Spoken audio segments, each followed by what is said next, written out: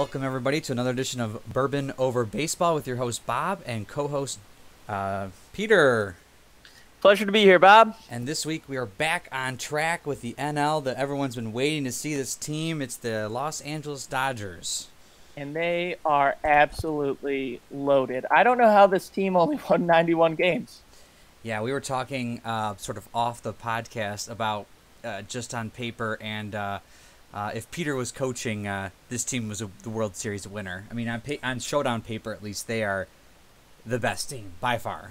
I'll say this. If the Dodgers had replaced Dave Roberts with me, they would have won over 100 games, and they would not have needed 7 to get to the World Series. Red Sox are still really good, so maybe the end result's the same, but God, I don't understand how they needed one game to take down the Rockies when you've got I think clearly the best and deepest, if not the most flexible lineup in all of Showdown. And talk about the points that you were talking about off podcast, but you were talking about the typical team, an average of 250 points.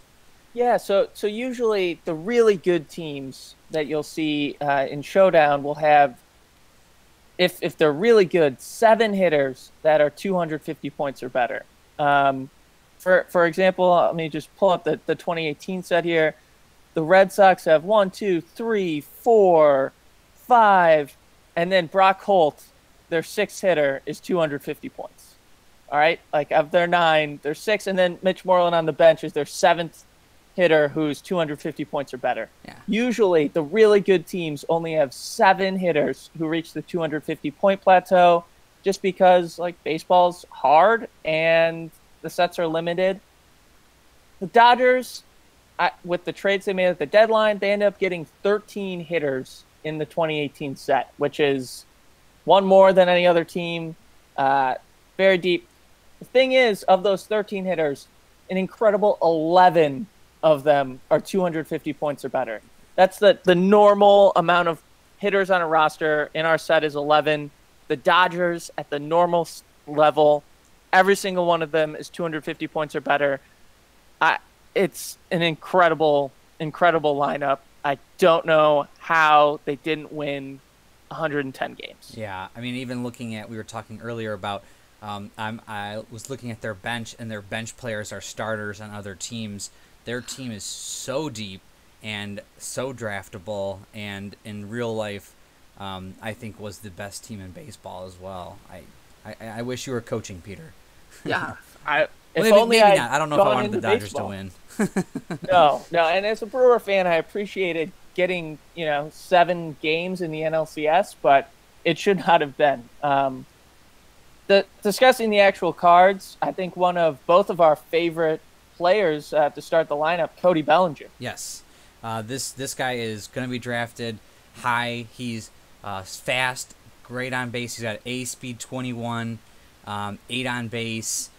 Plays center field at a +2, first base at a +1, and basically 50-50 shot to get to second base because the single plus is at 11. His second, or the bottom half of his chart is just stacked. If you get the advantage, which you can pretty much with an 8, you're getting on second base at least.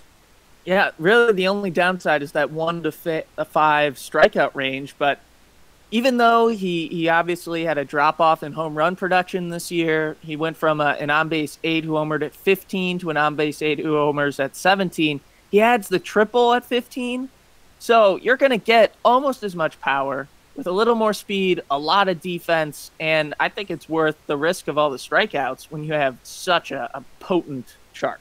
Oh, yeah. I mean, if I'm taking a 50-50 shot at rolling the dice and getting on second base, I don't know. That's incredible. And then got to fear the beard, Justin Turner. Good old red beard.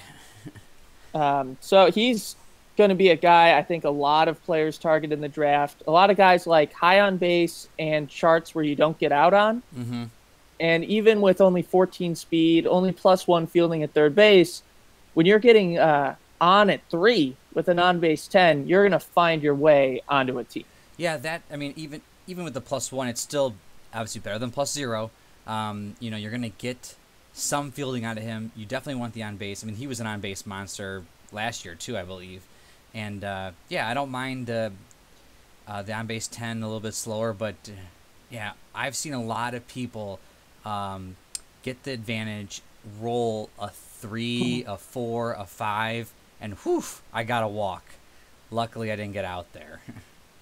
And that brings up Manny Machado, who drops an on base from Turner, but adds a extra bit of fielding at third base, which surprised. He is a former Gold Glove third baseman, which we kind of forget about since he's such a mediocre shortstop. Yeah, I mean that was a lot of the stuff with the trading. He wanted to play shortstop, but when he was with the Orioles, they loved him at third. I mean everyone thinks he's a great third baseman. And he is, but he also can hit the damn ball. I mean, that's for sure, and that's what's going to get him drafted. I think in every league, he's a guy with shortstop and third base eligibility with decent speed, who doubles at 14, homers at 17 with an on base 9. Hard to not draft a guy who's basically old school Ellis Burks. Yeah, that you can put in the infield. That's a good point. Yeah. I mean, yeah, I feel like he's definitely draftable at a 9-17 through 20. He's going to give you a little bit of salary advantage, getting into those big 10 guys. But, again, a 4 gets you on base. Yeah. I think that is super critical for these guys that, you have the bad luck rolls. But, yeah, Johnny Hustle's going to find himself on a team somewhere. And but the lineup does not stop getting better. No, and here's their best hitter, their second M&M in a row, and incredibly their third base eligible player, which for a lineup this stacked to have 3 guys who can play third base, all over 400 points. Here's Max Muncy, who had an unbelievable season. Yeah, he was the breakout star. I know in fantasy sports, if you ended up getting him, he helped your team get to the playoffs or win it. He definitely helped their team coming from, I believe he was Oakland, if I wasn't mistaken. Didn't do much, but he comes over to the Dodgers and is just tearing the cover off the ball. He did great in the home run derby. I made a home run derby card for him. Yeah. But his real card is that legit. I mean, a 10, 17 through 20, this is your legit, Mark McGwire home run card. Yep. This is what you want. And this is after we were, talking about the home run derby. At that time, we were projecting ahead and looking at his stats, and it really seemed like he was on pace to hit 50 home runs. Yeah. And so he slumped a little bit, and even after that slump, he still ended up as that on-base 10, homer at 17. So much power, and I think the third base eligibility just adds a lot of value to this card. Yeah, I think he's going to be a very fun card to grab. I think he's going to be this typical power hitter in a lot of people's lineups. I'm actually interested to see what happens to him next year, if he can keep it up and who Max Muncy really is. I think that'll be really cool. Because I think most of us are expecting a pretty precipitous drop-off. Oh, yeah. I'm expecting an on-base 7 or 8 guy next year, but that's fun. That's what makes this 2018 set. Then if people are playing it, yeah. They go, remember when 2018 when he did amazing and he was a 10? That 1 year of Max Muncy. Yeah, that's what's gonna be. I mean, that's what's gonna be cool when for the people that have the old cards, when we have the Adrian Beltres or the Bartolo Colons or the CC Sabathias. I mean, you could compare them from their 2001 cards and see how much they've actually transitioned. Or just the crazy Terry Shumpert card. Yeah. Where they took the small sample size and you're like, when was he ever as good as peak Roberto Alomar? Yeah, who is Terry 1999. Shumpert? Yeah. Now, the catchers in this draft are relatively low. A lot of them are 5s, 4s, 6s. There's only a few that actually can get the on base. You're talking about a Wilson Ramos or what's his name, Crivelli from the Pirates, Francisco Crivelli. But the Dodgers don't stop with Yasumi. How do you pronounce it? Yasmani Grandal. Yasmani Grandal, and I believe they let him go. He's a free agent. Yeah, so I'm really hoping the Brewers sign him. Yeah, we really need a catcher. His value is way down right now, thanks to real struggles in the postseason. He did not have a good playoff run. I don't really care. I want my team to get back to the playoff race, and if he isn't hitting there, we can always put Eric Kratz back in. Yeah, and there's a lot of catchers right now on the free agent market. Wilson Ramos and a couple. Who's also a stud. Yeah. So previewing ahead, he's the best in the set. And the Pirates, they're talking about trading Crivelli. I mean, the Indians just got rid of Yan Gomes to the Nationals. Yep. So there are people moving people around. So it'd be interesting to see if he finds team. He has to. He's such a good hitter, and his card speaks to that. Yeah, I mean, here we have the best lineup in baseball, and Grandal is slotted in the 5 slot. Yeah. So he's on base 8, double at 15, homer at 18. It's a really stellar card. Yeah, I agree. He kind of doesn't have the arm that some people like to draft. A lot of people like to punt catcher and go for a giant arm, low salary. But if you're doing a specific set, like if you just draft 2018, you're only going to get a few of those heavy arm guys. Sometimes you're going to say, you know what, maybe I can't punt catcher. I'm going to have to go for the batting catcher. And Yasmani Grandal is that guy. Yeah, and just because, leagues usually have 8 to 10 players in it, there's just not 10 catchers, I think, better or more rosterable than Grandal, unless you just end up in a desperate situation salary-wise. All the really cheap catchers, you're probably not going to get a better arm than +5 anyway. Yeah. So he's probably just going to be a really solid option that you put in your 5 or 6 slot, and you say, I'm happy that I have a good production for my catcher. Yeah, and if you're doing more of an old-school showdown lineup where you sort of take the starters down a little bit in terms of salary and just go for a maximum batting lineup. This is the guy, him and Crivelli and Ramos are going to be the guys that you want. And then what's really insane, they end up here with 3 on-base 7s who have incredible charts. Yeah, it's lots of fielding here for these last couple guys. You got Yasiel Puig is a +2 left field, right field. Chris Taylor, who I absolutely love, is a shortstop +4, can play any outfield as a +1. And is it Enrique Hernandez here? Love Tiki. Yeah, he can play the second base shortstop flex. Can still give you a little bit of pop. But I really like the Chris Taylor card, coming as a 7, A speed, +4 shortstop that can get you in the outfield, gets on base at 4. Again, 50-50 shot, you're getting on second base. I love Chris Taylor as a player. I liked him when they started playing him more last year, and he definitely was great this year too as well. And little behind-the-scenes card creation. First off, I think something people will question is, why doesn't Chris Taylor have the second base eligibility? He only played 50 innings there the entire season. He only appeared in, I think, 12 regular season games, maybe started 5 at second base. So he didn't get enough to earn the second base card. So sorry for people, but he's still really rosterable and a very good player. But when it comes to the picture on it, I don't know how many of our listeners will be able to tell this, but that's Chris Taylor about to rob Christian Yelich when the Dodgers were up 2-1 in the NLCS Game 7. It's the catch that prevented the Brewers from tying the game. Momentum swung. Dodgers broke the game open. It is the catch that broke Milwaukee's back. It was, I'll just say it, it was a real pain to find a clear picture of it, because not a lot of high-quality screen grabs out there, but ended up finding a pretty good picture and, cut it out through my tears. Yeah, I love it, and obviously you had to make it, which hurt.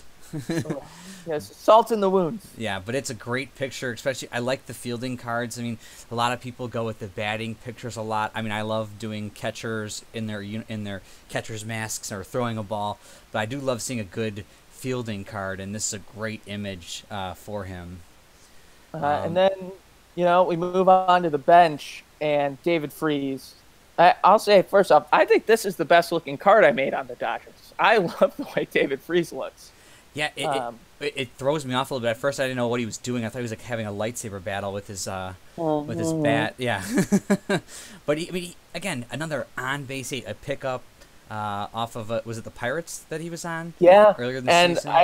I totally And this is how good and deep the Dodgers were until the postseason started. I didn't realize that they'd acquired David Freese because they made so many other acquisitions.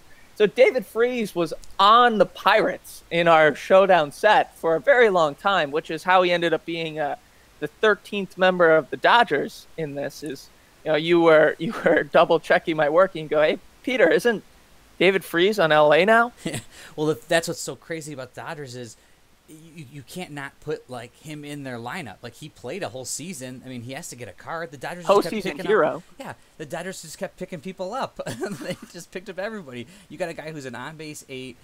They can play first or third base as a +1 as your bench player. Okay, I'll take that. And what's absolutely insane, and this just blows my mind, because this is a starter on almost any other team at absolutely. first. If they're like, you put him on the Red Sox, he's their starting third baseman. He is the 4th best third base eligible player on the Dodgers. Yeah. And then it's like, all right, so just play him at first. He's the 3rd best first base eligible player. So deep. They're like, so deep. It's insane. And I guess like he just is going to end up as the DH, if you play a DH lineup and you put him in there for my purposes for the Dodgers, but just blows my mind. Do you think that the Dodgers, when you do your season, are gonna take it? Do you think someone's gonna just knock them off? Or is it gonna have to be a lucky? And we'll get to this. I'm concerned about the pitching now that I've gone through a little bit, and so they have a bunch of starters, and so some will move to the bullpen, but the lineup is so good that we have a 30-game season. I don't see any way that they don't win at least 24 games, even playing in the NL West. That's incredible. They're so good. They're so good. They're just so deep, and lineups play such a big role. I can't see them not cruising to the NL West title. Sorry, Colorado. Yeah. Speaking of another plus 250 player, you got a 260-point player. This is a guy, Jock Peterson, who, because with pitching, being a lower control, as a 6, he's going to find a spot in a team. He can play left field, right field as a +1. He's an on-base 6 that gets on at 3, and as an 8 is on second base with a 14-20 as a home run. He is an all or nothing type player. This is your Richie Sexson type guy. Yeah. I think Richie might have even had the triple back in the day. And that's Indians. Yeah. Right before he came to Milwaukee. I know. Well, a lot of Indians, they like to go there. You got CC went there. It's just like they must be friends. Well, we sent you guys Michael Brantley. That's right. Little give and take. Richie Sexson. He was 12-13 triple, 14-20 home run, 290 points. Wow. So, Jock, you get extra doubles.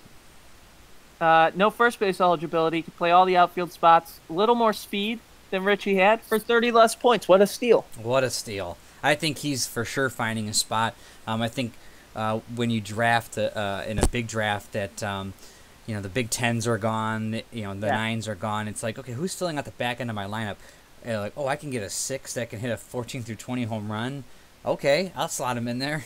And honestly, the double at 8 that's is huge. even more appealing to me. That's just bread and butter. And then you've got another 250-point hitter Comeback player. Matt Kemp. What a resurgent year he had.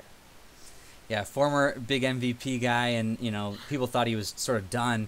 He comes back, is a great player for the Dodgers, helps them tremendously get to the World Series. You got a guy now, again, getting on base at 3, 70-20 is a home run. I mean, their team just doesn't seem like it gets out.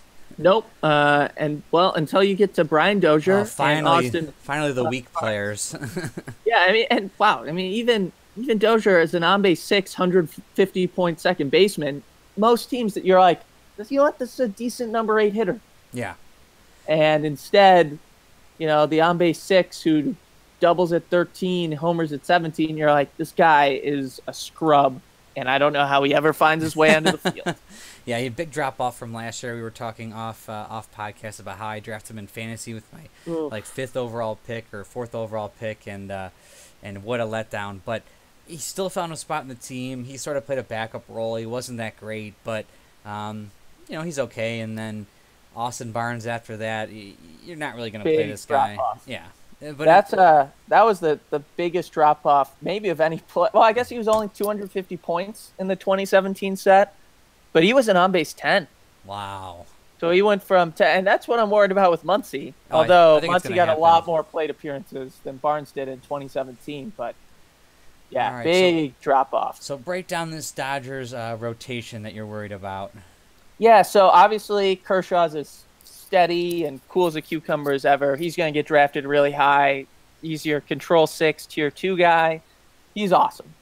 Walker Buehler, solid number 2. I was a little disappointed just because, when he's really dominant, Walker Buehler is untouchable. And which I you know what, I guess kind of reflected in the card. He's your Jeremy D'Amico-esque type of pitcher. It's the guy I always think of with the control 3, 1-17 out, although he gives up a double. Only IP6, decent strikeout range. He's okay. He's not, I'm just always worried about control 3 guys. Yeah.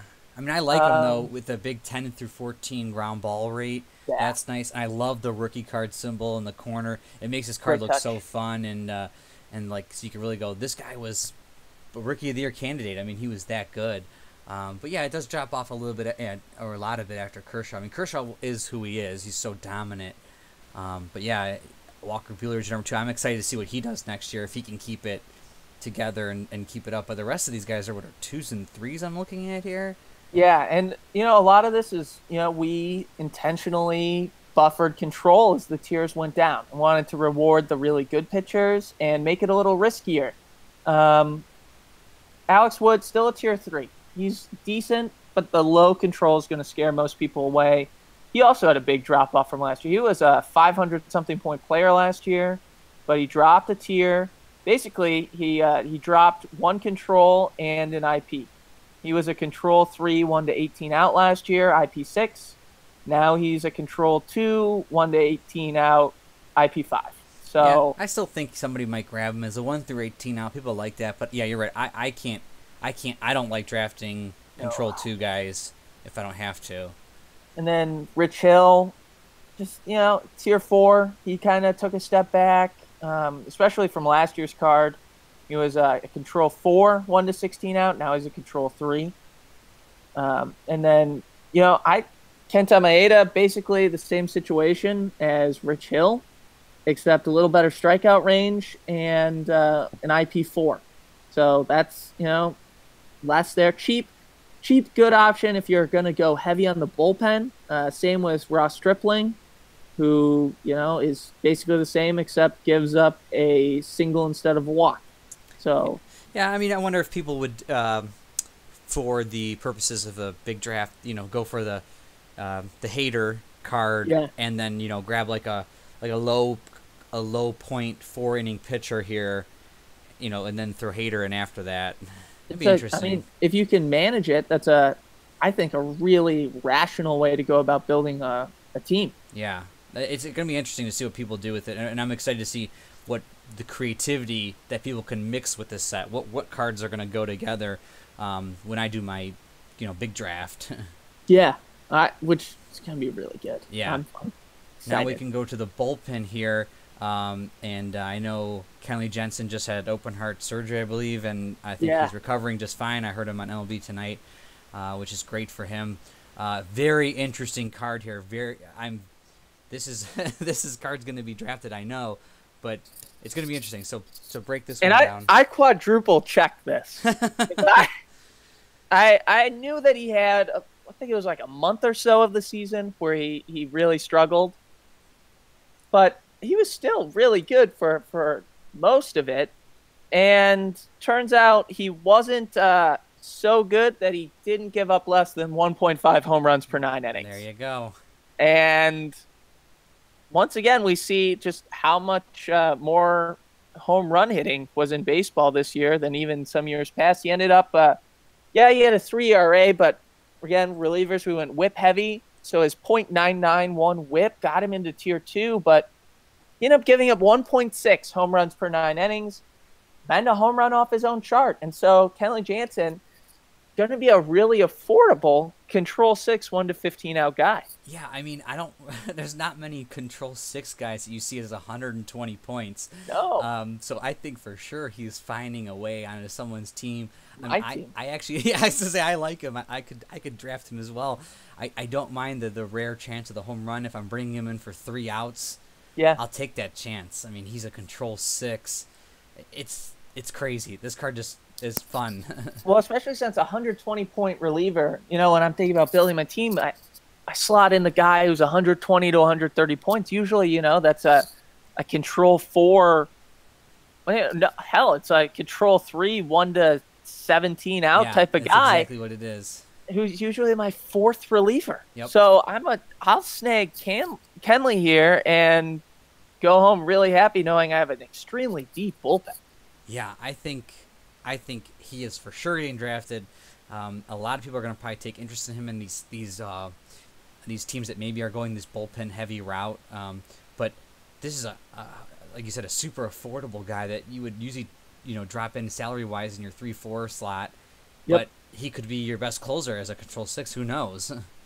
Well, and then big drop off bullpen wise after him with Baez and Alexander. Although Alexander, I think, is kind of interesting with 1 to 18 out, nothing beyond a walk. Those people actually get drafted a lot. I've seen, I think some of the 2001 cards. I don't remember exactly, but my one friend who plays Raleigh Fingers, who plays in the league, he likes those guys that don't give up the single. Yeah. So that he brings them in situations low end of the lineup and just kind of shuts it down. So they do work. Yeah, and so for purposes of my simulated season, and just sort of, I believe they did something similar in real life. Yeah, so Maeda and Stripling, who made over 10 appearances each in the bullpen for the Dodgers in reality, both of them are going to get moved to the bullpen and then be, as the rule states for starters, there'll be IP2 guys in the Dodger bullpen, which, still not great as control 3 1 to 16 out guys, but that'll give them a little more depth. Just not a great bullpen to go with a pretty middling rotation. It's not bad. Kershaw's a definite ace. Buehler's a definite number 2. Alex Wood's still a tier 3, but overall just kind of weak pitching that in the end I think won't really matter thanks to having the deepest, most flexible, most powerful lineup in the game. Yeah, they're just going to try to outscore their opponents, which can definitely happen. Yeah, so it's a really exciting team. Yeah, I mean, I think everyone here that's listening or reading is going to love them. I know people have been waiting for the Dodgers. What was the total points on this team? Oh, God.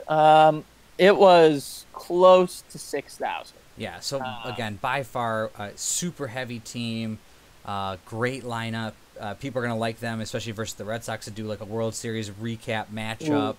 Be good. I think... yeah, all right. So without David Freese, they were 5,830 points. Yeah, ridiculous. If you drop, because they end up being 22, and usually our showdown set teams are 20. If you drop Barnes and Dozier, who are their 2 worst players, to add David Freese to it, the team, they gain 70 points, and so the roster is 5,900 points. Yeah, they were our number 1 in terms of points for a team. Again, we think that they probably should have won if they had Peter coaching. They're almost 300 points higher than the Red Sox. Yeah, which are a stupid team as well. Yeah. Which is how crazy it is. Now, again, you guys might be let down. Our fans, as we go through, the teams are gonna get worse and worse. Really bad. Some are really bad. We're gonna keep up. I think next up we'll either have the Yankees or the Cubs, depending on how schedules work out. So everyone, just stay tuned. And let us know what you guys think of the Dodgers. Let us know what you think of the podcast. Let your friends know, and we love our feedback, and hopefully you guys stay tuned. And just conversation point for baseball fans out there is emphasis on the bullpen dead now that the Red Sox and Dodgers did so well, because neither team have a very good bullpen, and both, got really, really far. Yeah, they emphasized their batting It's my hot take. Yeah, well, but what they did, I think, was like, yeah, it's interesting because here's the, the Brewers did the bullpenning technique. I think there's like it's either to the extremes. Either you're gonna have like a great starting pitching kind of weak lineup. Hopefully you go deep, or have these starting pitchers that can pitch out of the bullpen like Maeda, or you got to have the crazy flexible bullpen like that the Brewers had. The people in the middle, I think, are getting lost. Well, and I can just say the 2017 Showdown set league, the 30 games and stuff, we are now 4 games through the World Series. I won't spoil who's in it and what's going on because there's going to be a giant post summarizing everything with all the stats coming. It's currently 2-2 in the World Series. I'm going to be finishing that today with my friend Kyle as we're playing it out. And you know what? Yeah, I'll say this. My Brewers, they made a run, and bullpenning fell short of dominant starting pitching at the end of the day. Yeah. It's going to be interesting to see what happens in baseball going forward and what happens if people play and draft their teams.